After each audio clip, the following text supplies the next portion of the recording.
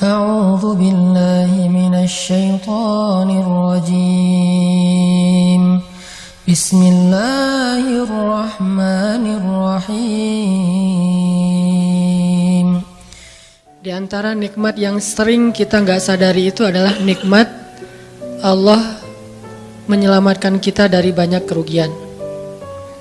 Kalau keuntungan kan kita tahu nih, karena wujud kan. Tapi kalau kerugian, kita seringnya nggak tahu karena tidak berwujud. Kalau berwujud, rugi. Kalau dihindarkan dari kerugian, pasti nggak akan ada wujudnya. Misalnya dihindarkan dari jatuh, berarti kan nggak ada lecetnya ya. Kalau lecet berarti jatuh. Kalau nggak lecet berarti nggak jadi jatuh. Nah ini berarti kan tidak berwujud. Karena nggak berwujud, seringnya kita nggak sadar kalau itu nikmat dari Allah. Tapi kita harus belajar yakin itu sering terjadi dalam hidup kita. Baik itu lecet fisik ataupun lecet hati. Berat. Karena kalau udah kerasa di hati kita kan berarti ada masalah nih. Kadang-kadang Allah menyelamatkan kita dari kekecewaan, dari marah, dari sakit hatinya. Itu kan tidak ada wujudnya karena kita diselamatkan. Tapi yakin bahwa sesungguhnya itu juga nikmat dari Allah. Makanya harus tetap bersyukur walaupun kita kadang gak bisa menghitung nikmat Allah. Karena emang gak mungkin menghitung nikmat Allah. Wa in ta'uddu ni'matallah, gak mungkin kita bisa menghitung nikmat Allah. Gampangnya misalnya coba aja, ada gak kita yang bisa ngitung jumlah tetes air hujan ketika turun hujan? Itu baru satu nikmat ya, hujan doang nih. Bisa gak ngitung berapa tetes air hujan yang jatuh ketika kita lagi musim hujan? Atau sekali hujan aja nih, setengah jam berapa tetes? Gak ada yang bisa ngitung. Itu aja gak sanggup, apalagi nikmat-nikmat yang lebih besar. Nah jadi tetap walaupun kita gak sadar nikmat Allah apa, tapi kita pakainya bukan cuma dengan logika. Hidup saya kayaknya gini-gini aja logikanya nih. Tapi kalau kita beriman, sebetulnya nggak gini-gini aja. Hidup kita tuh harusnya lebih parah dari ini nih. Hidup kita tuh harusnya banyak masalah. Cuman sebagian besar masalah udah Allah hindarkan. Udah Allah selamatkan kita dari masalah-masalah itu. Cuman dikasih sebagian kecil sebagai pengingat buat kita. Kadang-kadang kalau nggak dikasih masalah sama sekali, kita suka jauh dari Allah. Karena Allah kangen. Di antara hadis kangennya Allah kepada kita tuh, Allah kalau kangen kepada hambanya dikasih ujian. Hamba yang kayak gimana? Hamba yang kalau gak dikasih ujian gak deket sama Allah.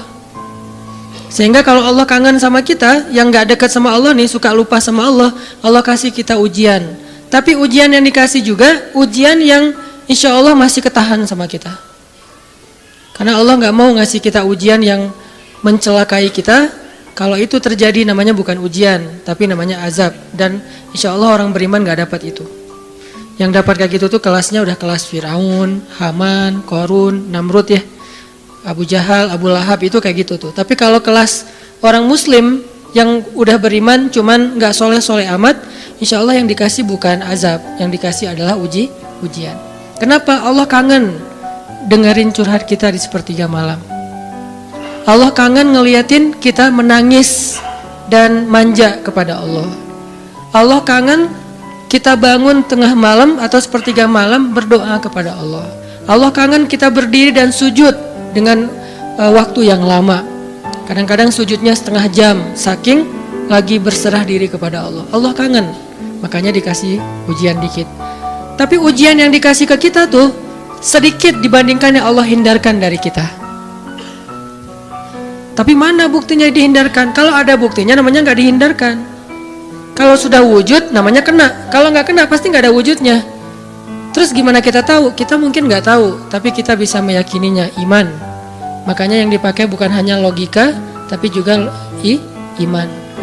Karena Allah Subhanahu Wa Taala menyelamatkan kita siang dan malam. Kulla yaumin huwa fi sya'n.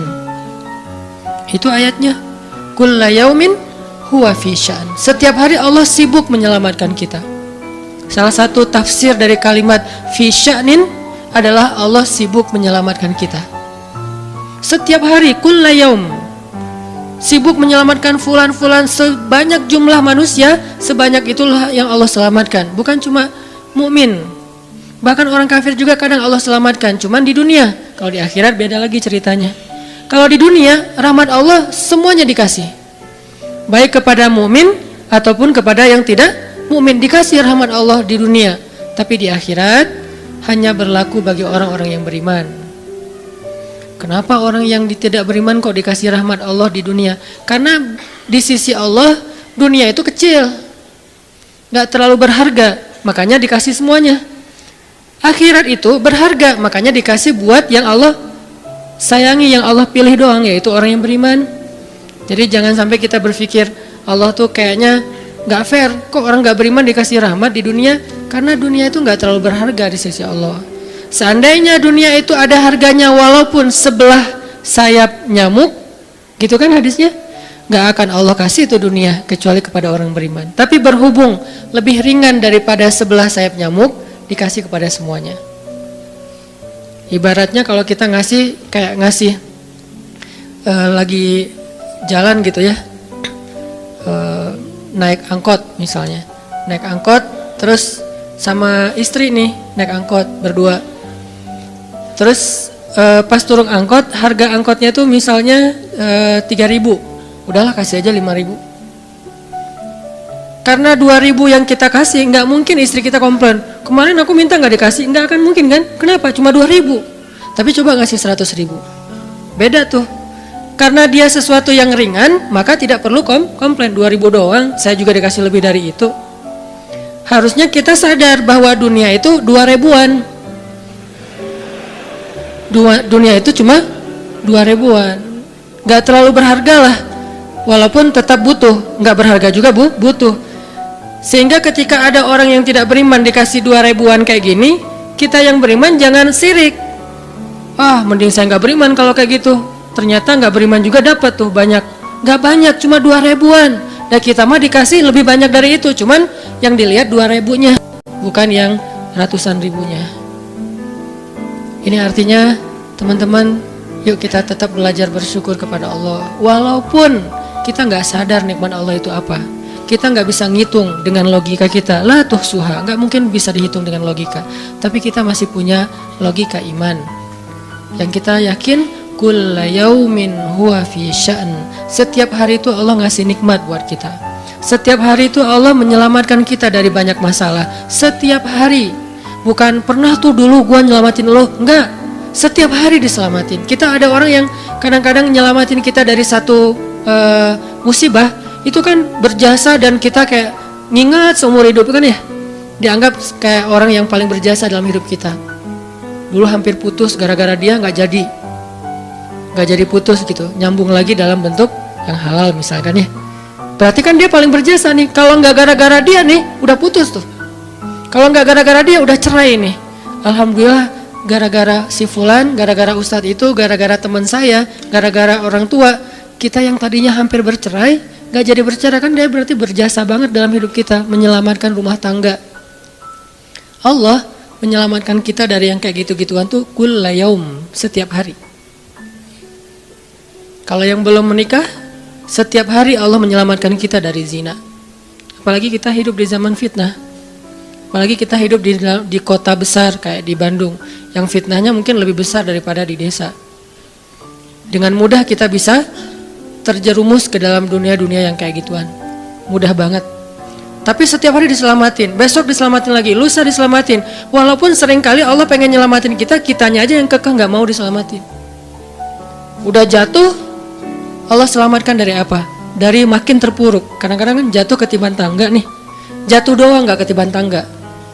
Allah selamatkan. Kalau gak diselamatkan 100%, minimal diselamatkan sebagiannya, supaya kita gak benar-benar hancur. Itu sering. Yang pernah merasakan masa-masa kelam di masa lalunya, harusnya kan ketika kita dulu kayak gitu, kita mungkin udah mati kali ya. Yang sering tawuran misalnya, yang sering tarung di jalan, alasannya alasan sepele gitu. Kayak kemarin saya pas ke Jakarta ada acara di daerah Bintaro tuh, lagi jalan, ada tawuran pelajar, pada bawa golok, bawa samurai, bawa celurit segala macam. Kita agak-agak kaget karena kita platnya plat D gitu kan. Agak bahaya nih di Jakarta soalnya. Langsung kita gimana nih plat D, masa mau ditutup pakai tangan, nggak mungkin kan ya mobil. Akhirnya la haula aja. Coba bayangin, mungkin sebagian kita pernah ngalamin masa kayak gitu dan mungkin lebih parah. Yang kayak gitu-gitu mah udah jadi kayak sarapan lah. Kalau nggak makan siang.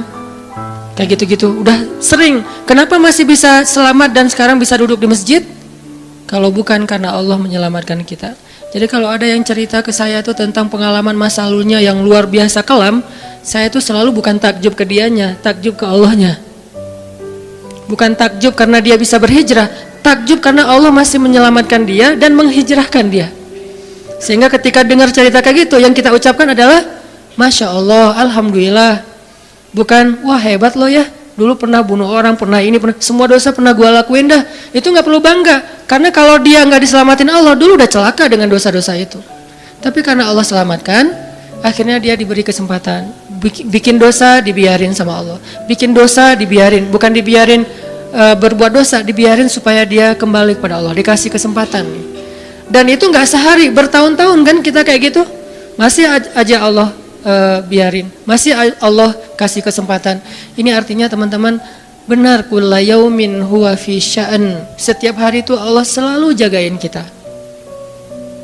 Setiap hari itu Allah selalu nyelamatin kita dari banyak masalah. Kalau yang udah nikah, mungkin di hari-hari pertama atau tahun-tahun pertama nih pengalaman pernikahan ya. Ya nggak apa-apa deh. Sedikit lah ya. Saya emang nggak terlalu berpengalaman. Ada yang lebih berpengalaman dari saya lah ya. Ada sedikit pengalaman. Biasanya orang yang baru nikah ujiannya itu 3 tahun pertama. Kalau dia bisa ngelewatin masa 3 tahun pertama, insya Allah agak lebih mudah ke depannya. 3 tahun pertama ini paling berat. Apalagi kalau dia nikahnya alhamdulillah gak pacaran. Kalau pacaran kan ujiannya udah sebelum nikah udah banyak ujian ya. Pas udah nikah ya udah selesai. Bukan udah selesai ujiannya, udah gak ada yang perlu udah hambar aja. Udah plan ya. Pernah gitu Ustaz? Enggak sih. Untung ya, untung. Alhamdulillah gak pakai pacaran. Soalnya yang pacaran diputusin melulu. Jadi yang udah pacaran lama, pas udah nikah, kita mau ngapain lagi ya? Kayaknya udah semua ya. Oh iya, udah semua. Bulan madu dari dulu juga udah sering. Kan udah agak-agak plan gitu kan. Tapi kalau yang belum nikah, belum pacaran, nikah nih.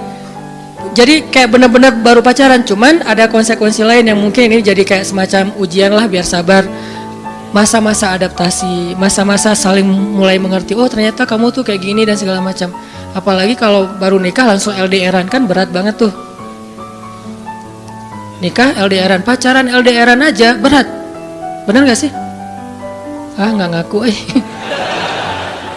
Pacaran LDRan aja berat, apalagi nikah LDRan. Kenapa? Pacaran itu kan masih banyak pantangan. Nikah kan udah masih banyak ibadahnya. Tapi nggak boleh ibadah, coba gimana? Nggak sengsara tuh, merana kan?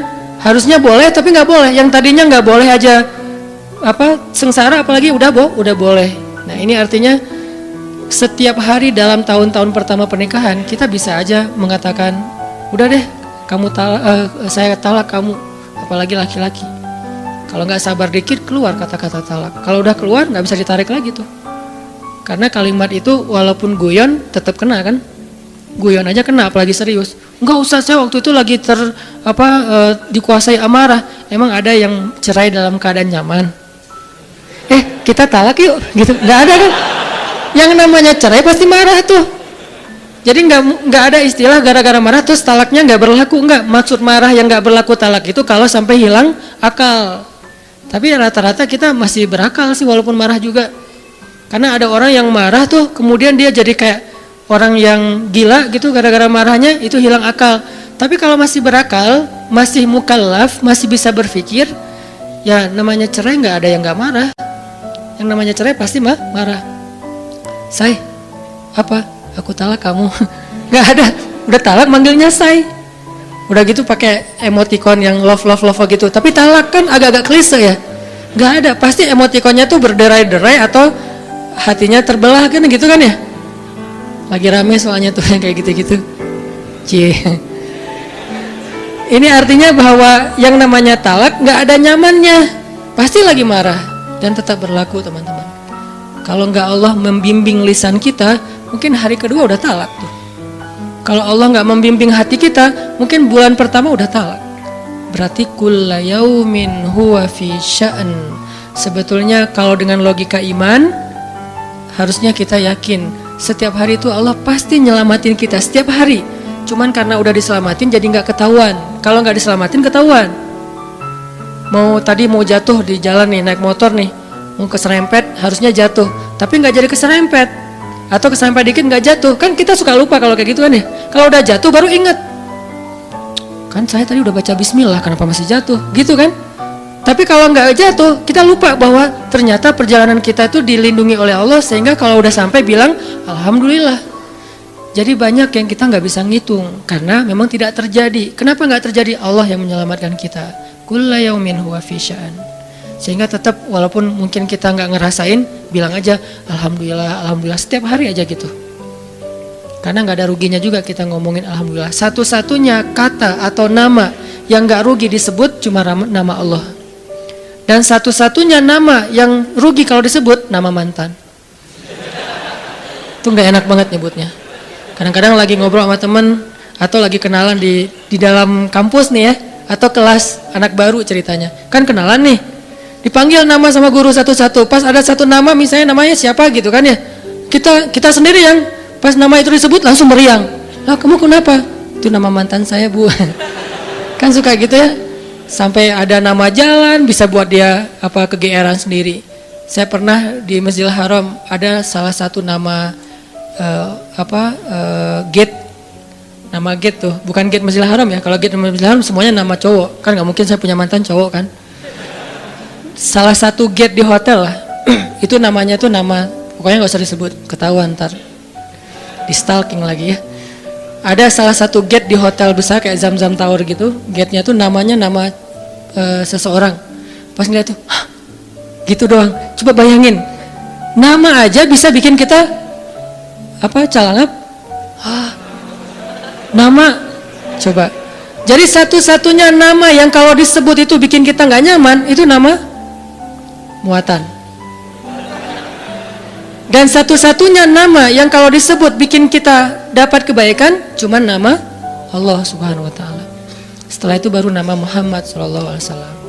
Makanya nggak ada ruginya lah bilang Bismillah, Innalillah, Astagfirullah, Masya Allah, Subhanallah dan segala macam yang ada kata Allahnya.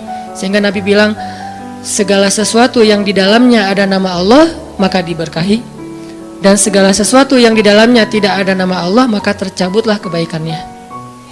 Jadi nggak ada rugi. Sehingga sampai nama orang aja yang paling baik itu adalah Abdullah sama Abdurrahman, walaupun manggilnya Dul, El, tapi tetap namanya bagus nih, Abdullah, Abdurrahman. Kepanjangan prolognya. Tapi ada hubungannya. Allah itu kalau kangen sama kita, Allah kasih kita ujian. Makanya jangan bikin Allah ngasih kita ujian kalau kangen, tapi ngasih kita nikmat. Kenapa Allah kasih kita nikmat? Soalnya kita udah biasa, nggak perlu diuji juga, udah tetap setiap malam tuh curhat sama Allah. Bukan pas lagi banyak masalah doang baru curhat. Kalau pas banyak masalah doang baru curhat, berarti pas kita lagi normal, kita lama tuh nggak ketemu Allah, nggak pernah miss call Allah, nggak pernah japri Allah, nggak pernah curhat ke Allah, nggak pernah DM. Kan Allah kangen nih. Kemana ya dia? Kok nggak pernah DM saya? Kok nggak pernah miss call saya? Kok nggak pernah japri ke saya? Padahal online-nya sering loh. Tapi kok nggak pernah ke saya nih, online-nya masih apa nih? Kan Allah suka gitu sama hambanya, walaupun dengan analogi sosmed ya. Tapi Allah tuh perhatian banget sama kita. Allah nungguin kita datang. Setelah sekian lama kita cuek sama Allah, tiba-tiba kita baru niat mau datang. Duh, udah lama juga ya saya belum japri ke Allah. Baru gitu doang, belum diketik nih, belum typing. Baru niat doang nih, Allah udah bahagia coba. Allah kok baik banget nih sama kita ya. Seolah-olah Allah butuh kita, padahal nggak sama sekali loh. Ghaniyun anil alamin. Allah tuh nggak butuh kepada siapapun di antara hambanya, nggak butuh sama sekali. Tapi kayak seolah-olah Allah tuh yang butuh banget sama kita. Saking baiknya Allah. Allah itu raufun, rahimun, karimun, jawadun, apalagi latifun. Nah, latifun Allah tuh sangat pengen dekat sama hambanya, itu Allah. Udah lama pergi nih, sibuk dengan semua orang dijapri, semua orang dia chat sampai tengah malam chat sama orang lain, tapi Allah nggak pernah dijapri. Allah tungguin. Kalau manusia mungkin kita bisa nyebutnya kayak kesepian gitu, tapi Allah kan nggak mungkin kesepian, tetap aja Allah nungguin seperti orang yang kesepian, saking kangennya sama kita. Coba begitu kita ada masalah datang ke Allah, Allah nggak bilang giliran sekarang aja lo datang, nggak kayak gitu. Allah langsung, Allah dekap, langsung Allah, ada apa hambaku, hal min dhi hajah, apakah kamu butuh sesuatu, hal min taib, apakah kamu mau diterima taubatnya, hal min mustaghfir, apakah kamu mohon minta ampun. Allah tanya kepada kita setiap malam, dicuekin lagi. Datang Allah ke langit dunia. Harusnya kan Allah suruh aja malaikat kasih tahu ke dia supaya berdoa. Enggak, Allah yang langsung turun. Ibaratnya Allah yang ngejapri kita. Enggak dirit juga. Setiap malam japri, setiap malam enggak dirit. Padahal online-nya, lasinnya tuh per setiap jam, bahkan setiap menit dia online terus. Tapi yang Allahnya enggak dirit, ketimpa lagi tuh. Marahkah Allah? Enggak. Kalau Allah marah, pasti kita udah celaka dari dulu juga. Karena kalau Allah udah marah, maka perhatikanlah kaum-kaum sebelum kalian, kata Allah.